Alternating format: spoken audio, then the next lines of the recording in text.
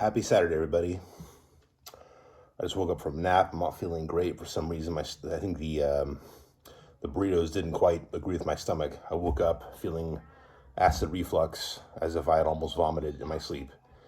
Anyway, it's pretty nasty, but it's neither here nor there. But as well, I'm kind of tired and sweaty. And to check some of the comments on my Creek Freedmen, my first Creek Freedmen video,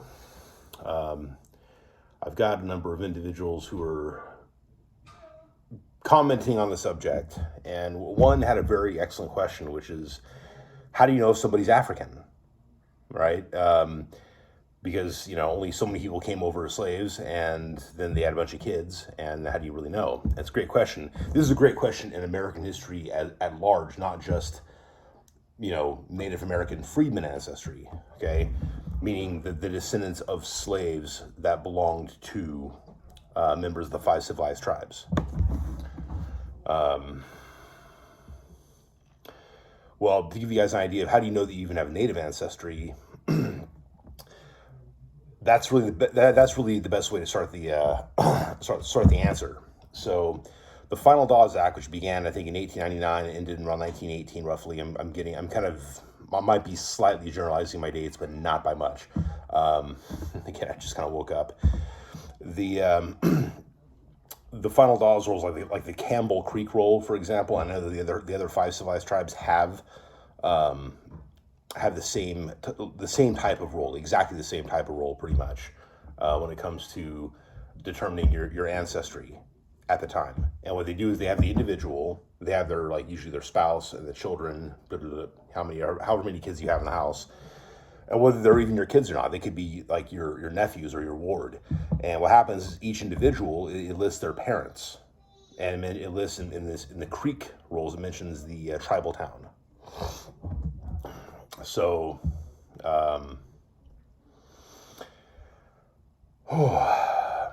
so with my own ancestry, I got my great grandma. She's on the final rolls, but so are both of her parents. So I actually have not just my great grandma's parents, but also their parents technically listed on the rolls, even though the parents of each parent were dead, except for my maternal line great.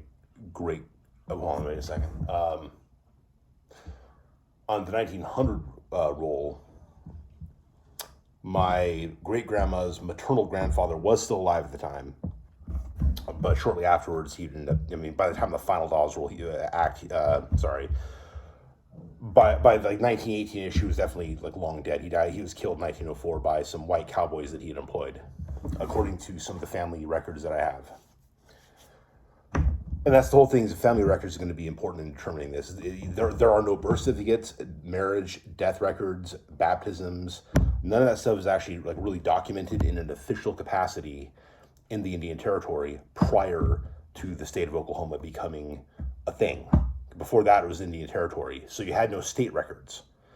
So then you start relying upon these census records written by the federal government on behalf of themselves, but basically to collect the population of the Indian nations, which in our case also included the former slave population known as the freedmen. So, and again, there are some imperfections in the record. Some actually mention there being a parent who is Creek by blood, like a dad, for example, but he was dead at the time. So by the time the Final Dawes rolls were completed, this person had no living, there's no living ancestors on the Final Dawes roll that are listed as being Creek. And because of that technicality, by the time we restructured our Constitution in the 1970s, when we booted out the freedmen from the rolls, sorry, acid reflux. I'm having some issues with that. By the time we redid the rolls or restructured our Constitution, we weren't able to include these individuals within the framework that we had, because we said, okay, Creek by blood. You have to have an ancestor that's Creek by blood on the Final Dawes roll, not further back necessarily, but on the Final Dawes roll. The unfortunate part is that if you go just before that roll was done, this person died right before the rolls were actually put together, and they're listed as being a dead person, but they're listed as being Creek by blood. So this is where I think those individuals that have that particular ancestry should be listed as Creek by blood. So we know for sure that individual had a Creek dad, for example, and in some cases maybe a Creek mom and a Freedman father. And in these situations where we have that sort of thing mentioned, we need to, I think it'd be great if at some point we can bring them back into the tribe, because they're actually members of our tribe by blood, if you just not officially anymore, at this point. So the actual freedmen themselves that don't have Creek Indian blood, that's a different story. So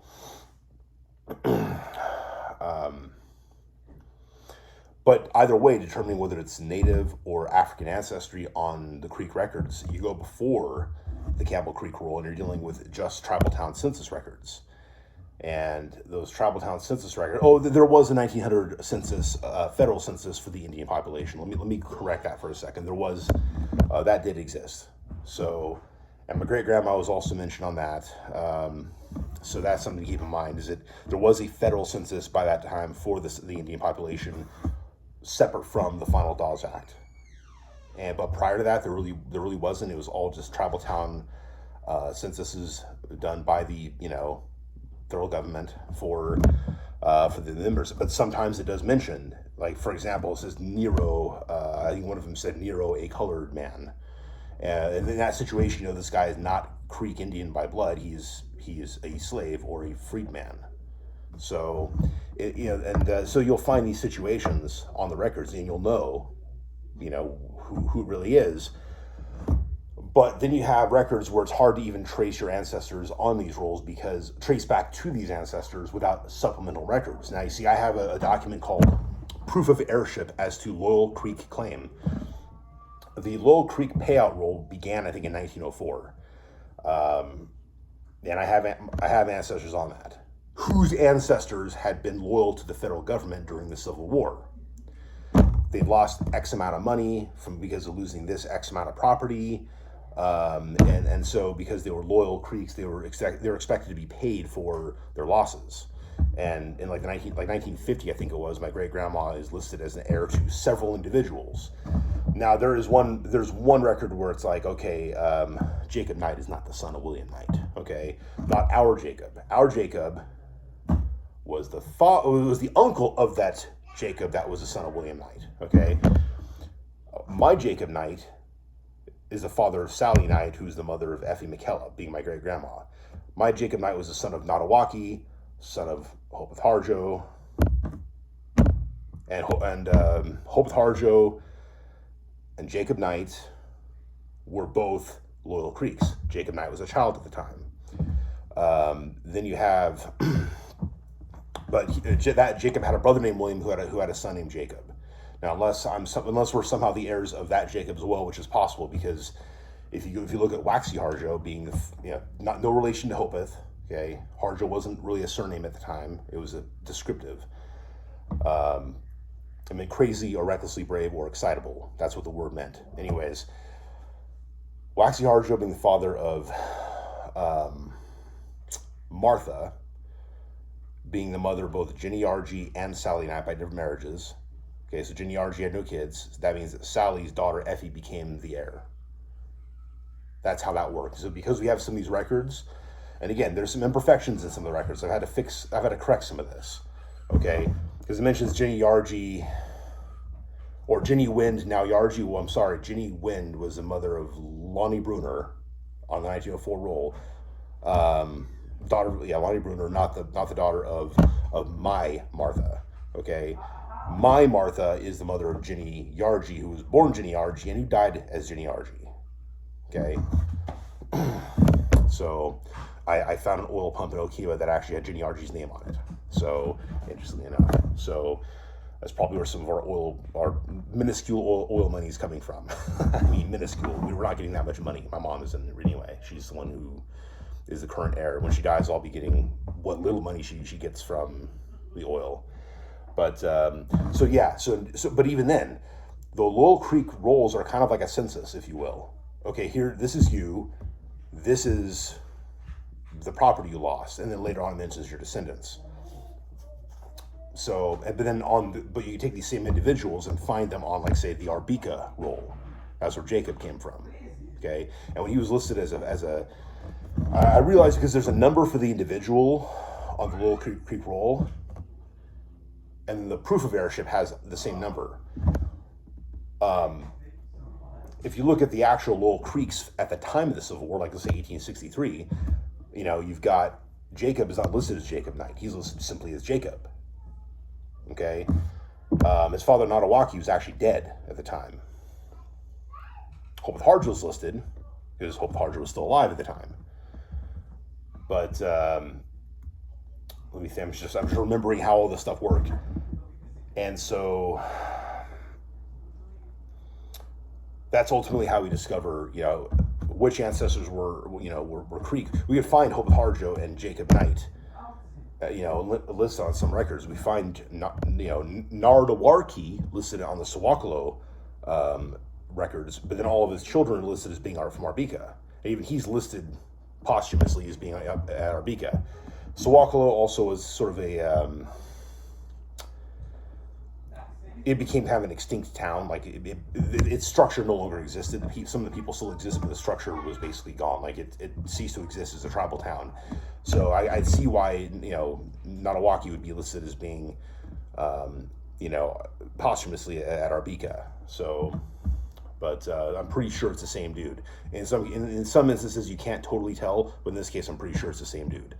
But on the Arbika rolls for Jacob Knight, it's obviously the same dude. And William Knight, all these different guys, and you get the other rolls which mention, again, the Camel Creek roll, which mentions who their parents are, and that's how I know that Jacob and William had different moms.